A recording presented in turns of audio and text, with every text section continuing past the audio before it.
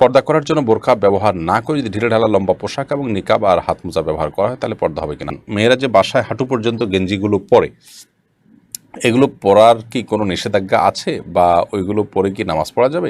হস্তমৈথুন বা পাপ থেকে বাঁচার জন্য গোপনে বাবা মাকে না জানিয়ে বিয়ে করা যাবে কিনা। বিয়ের প্রস্তাব আসার আগ থেকেই একজন দিনদার ও উত্তম জীবনসঙ্গী পাওয়ার জন্য ইস্তেখারা নামাজ পড়া যাবে কি? যদি সূর্যের সাথে নামাজের সম্পর্ক হয় এবং চাঁদের সাথে দিন বা রাতের সম্পর্ক হয় তাহলে সমগ্র বিশ্ব এক দিনে জুমা হয় না কেন? মা বাবা মারা যাওয়ার পর তাদের ছবি সংরক্ষণ করলে এবং মনে হলেই সেটা দেখলে কি মৃত মা বাবার কোনো গুনাহ হবে? ইসলামে একই নারীকে দুইবার বিয়ে করা জায়েজ আছে কিনা? জায়েজ হয়ে থাকলে দেনমোহর একই রাখতে হবে কিনা? ছোট্ট শিশু মারা গেলে কি সেই সন্তান তার বাবা ও মাকে জান্নাতে নিয়ে যাবে?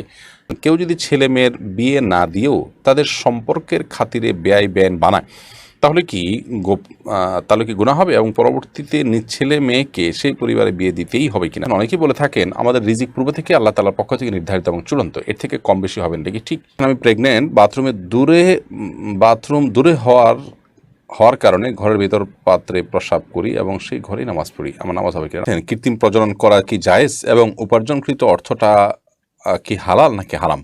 আমি অনেকেরই হক নষ্ট করেছি, বিশেষ করে ট্রেনে অনেক সময় ভাড়া না দিয়ে যাতায়াত করেছি। এখন কি করতে পারি? মসজিদে ফরজ সালাতের পূর্বে ব্যস্ততার কারণে নিজেই আগে নামাজ পড়া যাবে কিনা? এমডি আফরাজুর রহমান ফাহিম আপনি লিখেছেন, আমার একই শিক্ষকের সাথে দিনে বিভিন্ন জায়গায় দেখা হয়, এখন আমাকে প্রত্যেকবারই শিক্ষককে সালাম দিতে হবে? জি হ্যাঁ, প্রত্যেকবারই সালাম দিতে হবে। ধরুন শিক্ষা প্রতিষ্ঠানের এই কক্ষে দেখা হলো, আরেক কক্ষে দেখা হলো, আপনি প্রত্যেকবারই সালাম দিবেন। একটা গাছের আড়াল হয়ে গেল, একটা ওয়ালের আড়াল হয়ে গেল, তো নতুন করে দেখা হলো, আপনি সালাম দিবেন। আর একই রুমের মধ্যে ধরেন কয়েকবার দেখা হচ্ছে সামনে পিছনে, তখন আপনি বারবার সালাম দিবেন না। এমডি মিজানুর রহমান আপনি লিখেছেন, মসজিদে ফরজ সালাতের পূর্বে ব্যস্ততার কারণে নিজেই আগে নামাজ পড়া যাবে কিনা? যদি কোনো বিশেষ কারণে আপনার আগে চলে যেতে হয়, আপনার ট্রেন ছেড়ে দিবে, বাস ছেড়ে দিবে, তাহলে আপনি ফরজ জামাতের আগে নামাজ পড়ে ফেলতে পারেন। সেক্ষেত্রে আপনি অন্য কাউকে নিয়ে জামাত করে নিয়ে সালাত আদায় করলে সেটা উত্তম। মমতাজ আক্তার আপনি লিখেছেন, ছোট্ট শিশু মারা গেলে কি সেই সন্তান তার বাবা ও মাকে জান্নাতে নিয়ে যাবে? ছোট শিশু মারা গেলে তারা বাবা মার জন্য সুপারিশকারী হতে পারে। ইমানদারদের ছোট শিশু মারা গেলে তারা বাবা মার জন্য সুপারিশকারী হবে, তাদের বাবা মার জন্য জান্নাতে ওয়েলকাম করবে। সাহাবীদের কেউ সন্তান হারা হলে নবী করিম সাল্লাল্লাহু আলাইহি ওয়াসাল্লাম তাদেরকে এইভাবে সান্ত্বনা দিয়েছেন, সুসংবাদ শুনিয়েছেন। তো সেটি ঠিক আছে, কিন্তু এর মানে এই নয় যে বাবা মা যাই করুক না করুক সে তাদেরকে জান্নাতে টেনে নিয়ে যাবে, ব্যাপারটা কিন্তু সেরকম নয়। বাবা মা যদি জান্নাতি হন, জান্নাতি কর্মকাণ্ড করেন, তাহলে সেক্ষেত্রে এই সন্তান তাদের জন্য সহযোগিতা করবে, তাদের উপকারে আসবে, জাস্ট এটুকু। আব্দুল ওয়াহিদ রিমন আপনি লিখেছেন, মা বাবা মারা যাওয়ার পর তাদের ছবি সংরক্ষণ করলে এবং মনে হলেই সেটা দেখলে কি মৃত মা বাবার কোনো গুনাহ হবে? যদি ব্যাপারটি এরকম হয় যে ছবি আগে থেকে করা ছিল এবং এটা হয়তো কোনো ডকুমেন্ট হিসাবে করা আছে, সেটা আপনি বারবার দেখলেন, অসুবিধা নেই। আর যদি এটা ভার্চুয়াল হয় তাহলে সেটা আপনি দেখতে পারেন। আদারওয়াইজ আপনার সেটা আপনার জন্য জায়েজ হবে না। বিশেষ করে অনেকে টাঙিয়ে রাখেন, ঝুলিয়ে রাখেন, সেটা প্রদর্শন করে রাখেন, এটা তার কোনো প্রয়োজনীয় নয়, অতএব এটা আপনার জন্য কিন্তু জায়েজ হবে না। এরপরে এমনি মুশফিকুর রহমান অপু আপনি লিখেছেন, আমি অনেকেরই হক নষ্ট করেছি, বিশেষ করে ট্রেনে অনেক সময় ভাড়া না দিয়ে যাতায়াত করেছি। এখন কি করতে পারি? এ বিষয়ে আমরা এর আগে বারবার বলেছি, ট্রেনে যদি ভাড়া না দিয়ে যাতায়াত করে থাকেন তাহলে ট্রেনের টিকিট কেটে, স্ট্যান্ডিং টিকিট কেটে আপনি ছেড়ে ফেলে দিবেন, তাতে টাকাটা প্রবেশ করে যাবে আপনার ট্রেন কর্তৃপক্ষের অ্যাকাউন্টে এবং আপনি দায়মুক্ত হয়ে গেলেন। আর ব্যক্তি বিশেষের হক নষ্ট করলে তারটা তার কাছে ফেরত দিবেন, তার কাছে ফেরত দেওয়ার সুযোগ না থাকলে তার পক্ষ থেকে দান দক্ষিণা করে দিবেন, এতে ইনশাআল্লাহ আপনি দায়মুক্ত হয়ে যাবেন। এরপরে মাহিরা মোমো আপনি লিখেছেন, মেয়েরা যে বাসায় হাঁটু পর্যন্ত গেঞ্জিগুলো পরে, এগুলো পরার কি কোনো নিষেধাজ্ঞা আছে বা ওইগুলো পরে কি নামাজ পড়া যাবে? আপনি নামাজের জন্য মাথা থেকে পা পর্যন্ত ঢাকতে হবে। আপনি গেঞ্জি দিয়ে হয়তো হাঁটু পর্যন্ত ঢাকলেন, তারপর একটা পায়জামা দিয়ে ঢাকলো, তাতেও হয়ে যাবে, কোনো অসুবিধা নেই। আর বাসায় একান্তে যদি পড়েন, সেখানে আপনার স্বামী থাকলে তিনি দেখলেন, অথবা মা বাবা আছেন, কিন্তু তাদের সামনে আপনার শরীরের কোনো অংশ যেটা আপনার প্রদর্শন করা জায়েজ নয় সেটা প্রদর্শন করলেন না, তাহলে সেক্ষেত্রে গেঞ্জি হয়তো খুব বেশি লম্বা নয়, শুধু হাঁটু পর্যন্ত বা হাঁটু সামান্য নিচ পর্যন্ত জায়েজ আছে। এরপরে যেহেতু আপনার পায়জামা আছে, অন্যান্য পোশাক আছে, উপরে হয়তো ওড়না আছে, তাতে অসুবিধা নেই ইনশাআল্লাহ তাআলা। হ্যাঁ, এরপরে ইমরান হাসান আপনি লিখেছেন, হস্তমৈথুন বা পাপ থেকে বাঁচার জন্য গোপনে বাবা মাকে না জানিয়ে বিয়ে করা যাবে কিনা? চরিত্র হেফাজতের জন্য যারা বিয়ে করতে চান বাবা মাকে না জানিয়ে, অভিভাবককে না জানিয়ে, ছেলে হলে তো তার জন্য এটা জায়েজ আছেই, মেয়ে হলে সেটা নিয়ে ইখতিলাফ আছে আমাদের মধ্যে। অনেক ইমামগণ না জায়েজ বলেছেন, অনেক ইমামগণ জায়েজ বলেছেন। তো এই সমস্ত পরিস্থিতিতে এসে আপনি প্রথম কথা হলো যে গুনাহের পরিবেশ থেকে বাঁচার চেষ্টা করেন, তাহলে তো আপনি এমনিতে গুনাহ থেকে বাঁচতে পারবেন। গুনাহের পরিবেশ থেকে আপনি নিজেকে সরানোর চেষ্টা করলে যেহেতু পথ খোলা আছে, সেজন্য আপনি অভিভাবকের সম্মতি ছাড়া বিয়ের দিকে আর যাওয়া উচিত হবে না। ছেলেদের জন্য এটা জায়েজ হলেও অনুত্তম কাজ, বিবাহ অভিভাবকের মাধ্যমেই হওয়া উচিত এবং সামাজিকভাবেই হওয়া উচিত। যাই হোক, তারপরও যদি কেউ এরকম কোনো পরিস্থিতি থাকেন যার জন্য তার এছাড়া কোনো পথ খোলা নেই, তাহলে তিনি কোনো বিদগ্ধ আলেমের সাথে পরামর্শ করে তার ব্যক্তিগত বিষয়টির সমাধান নেবেন। এরপরে এমডি মুশতাকিন হক আপনি লিখেছেন, কৃত্রিম প্রজনন করা কি জায়েজ এবং উপার্জনকৃত অর্থটা কি হালাল নাকি হারাম? কৃত্রিম প্রজনন করা, এটার প্রক্রিয়াটা কি? ধরুন ডিম উৎপাদন হয়ে থাকে আপনার মেশিনের মাধ্যমে, এটা তো জায়েজ, সেক্ষেত্রে সেটা জায়েজ আছে কিনা আরেকটা প্রশ্ন। তো সবগুলোকে একটির আওতায় এনে তার জবাব দেওয়াটা কঠিন এবং জটিল। এই জন্য ভ্যারি করে যে বিষয়টি কিভাবে আপনার ইমপ্লিমেন্ট করা হচ্ছে তার উপরে। এটি কখনো জায়েজ হতে পারে, কখনো নাজায়েজ হতে পারে।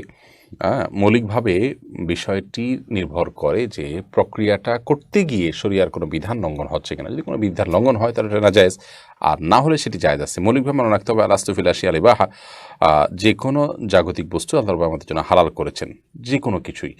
তবে সেখানে শরিয়ার কোনো বিধান লঙ্ঘন হচ্ছে কিনা শুধু সেটা দেখার বিষয়। যদি লঙ্ঘন হয় তাহলে সেটা হারাম হবে, আর না হলে সেটি হালাল হবে। আফিফা ফাহমিদা লিখেছেন, বিয়ের প্রস্তাব আসার আগ থেকেই একজন দিনদার ও উত্তম জীবনসঙ্গী পাওয়ার জন্য ইস্তেখারা নামাজ পড়া যাবে কি? হ্যাঁ, অবশ্যই। আপনি আগে থেকেই আল্লাহর কাছে জীবন সঙ্গী পাওয়ার জন্য দোয়া করবেন। আর ইস্তেখারা মূলত কল্যাণের দোয়া করা, যে আল্লাহ কোথায় কল্যাণ হয় আমি জানি না, যেখানে কল্যাণ হয় তুমি সেই কল্যাণে ফায়সালা করো। তো এটিতে আপনি আগে থেকেই করতে পারেন।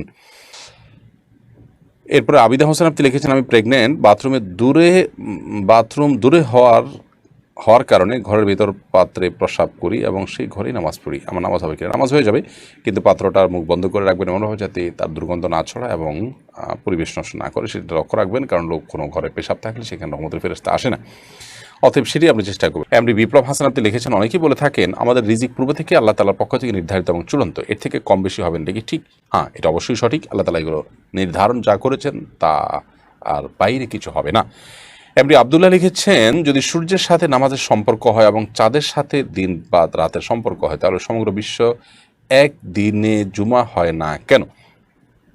দেখুন, সূর্যের সাথে যেহেতু নামাজের সম্পর্ক, অতএব পৃথিবীর যে প্রান্তে যখন সূর্য উঠবে তার একটা নির্দিষ্ট সময়ের পর সূর্যের একটা বিশেষ অবস্থানের উপর নির্ভর করে জুমা হবে। তো একদিন জুমা কিভাবে হবে? কোনো জায়গায় এমন হতে পারে যে এখন আমরা বাংলাদেশে এই মুহূর্তে যখন আমরা রাত পালন করছি, এখন তাদের দিন, অতএব তাদের ওখানে সূর্য উঠে গেছে। অতএব সূর্য ওঠার উপর নির্ভর করে যেহেতু হয়, অতএব তাদের জুমা এক সময় হবে, আমাদের জুমা আরেক সময় হবে, এটাই তো স্বাভাবিক। রাফি জাহিদ আপনি লিখেছেন, ইসলামে একই নারীকে দুইবার বিয়ে করা জায়েজ আছে কিনা? জায়েজ হয়ে থাকলে দেনমোহর একই রাখতে হবে কিনা? বিয়ে একবারই হবে একই নারীকে, তালাক না হলে তার দ্বিতীয় বিয়ে করার প্রয়োজন নেই। কিন্তু অনেক সময় দেখা যায় সামাজিক কারণে দ্বিতীয়বার বিয়ে করতে হয়। তো যদি হয় তাহলে সে দ্বিতীয় বিয়েটা, প্রথম বিয়ে যদি সঠিকভাবে হয়ে থাকে, দ্বিতীয় বিয়েটার কোনো মিনিং থাকবে না, ওটা মিনিংলেস থাকবে। তার জন্য কোনো মোহর ধার্য হলেও সেটা আদায়যোগ্য হবে না বা আদায় করা আবশ্যক হবে না। বিয়ে একাধিক নয়, শুধু একবারই, মানে একই মহিলা একই পুরুষ স্বামী স্ত্রীর মধ্যে একবার বিয়ে হলে যথেষ্ট, একাধিক বিয়ে করার কোনো প্রয়োজন নাই। কিন্তু যেটা বললাম যে অনেক সময় দেখা যায় বিয়ের অভিনয় করতে হয় সামাজিক কোনো কারণে, যদি করা লাগে তো এটা অভিনয়ের মতোই, এটার কোনো ভ্যালু থাকবে না। এরপরে স্মৃতি বিনতে জাফর আপনি লিখেছেন, পর্দা করার জন্য বোরকা ব্যবহার না করে যদি ঢিলে ঢালা লম্বা পোশাক এবং নিকাব আর হাত মোজা ব্যবহার করা হয় তাহলে পর্দা হবে কিনা? হ্যাঁ, যে কোনোভাবে আপনার সৌন্দর্য আপনি ঢাকতে পারলেই হলো। বোরকা পরা ছাড়া যদি আপনি পারেন, ওকে। আমি দেখেছি ব্যক্তিগতভাবে বোরকা পরেন না কোনো কোনো ভদ্রমহিলা, কিন্তু পর্দার জন্য যা দরকার সেটা তিনি করতে পারেন, সেটা যথেষ্ট। বিশেষ করে তার যদি সুন্দর পোশাক আশাক থাকে, তাহলে তার উপরে একটা চাদর বা অন্য কিছু দিয়ে, ওর না কিছু এমন কিছু দিয়ে তার সে সৌন্দর্য ঢাকা উচিত, যাতে করে লাইভ দিনে জিনা তাহুন্না আয়াতের খেলাফ না হয়, অর্থাৎ নারীরা তাদের সৌন্দর্যগুলোকে ঢেকে রাখবে, সেটি যেন হয়। সেটি পর্দা দিয়ে, বোরকা দিয়েই করতে হবে এমন কোনো বাধ্যতামূলক নয়, কালো বোরকা দিয়েই করতে হবে এমন কোনো কথা নয়। এমনি রিয়াদ আপনি লিখেছেন, কেউ যদি ছেলে মেয়ের বিয়ে না দিয়েও তাদের সম্পর্কের খাতিরে বেআই বেআইন বানায়, তাহলে কি তাহলে কি গুনাহ হবে এবং পরবর্তীতে নিজ ছেলে মেয়েকে সেই পরিবারে বিয়ে দিতেই হবে কিনা? না, এমন কোনো কথা নেই। আর এই ধরনের বেআইন বানানো এটা গুনাহের দুয়ারকেও মুক্ত করে। বিধায় পর্দার যে বিধান আছে, মাহরাম নন মাহরামের যে ব্যাপার আছে, সেটি মাথায় রেখে আপনার এ ধরনের পরপুরুষ পরনারী যিনি মাহরাম নন, গায়রে মাহরাম, তার সাথে এরকম তথাকথিত বেআইন বা কোনো সম্পর্ক এটা করা জায়েজ নয়। মানে মৌখিক সম্পর্কও করা জায়েজ নয়, কারণ এগুলো অপ্রয়োজনে। নারী পুরুষ যদি গায়রে মাহরাম হন, তাহলে সেক্ষেত্রে প্রয়োজনে তারা একে অন্যের সাথে কথা বলতে পারেন, লেনদেন করতে পারেন, সেটা প্রয়োজনে। এটা অপ্রয়োজনীয় হওয়ার কারণে এটা করবেন না। আর যদি কেউ এটা করে না, তাহলে তার মানে এই নয় যে পরবর্তীতে সন্তান বিয়েই দিতে হবে, বেআইন হতেই হবে, এমন কোনো কথা নেই।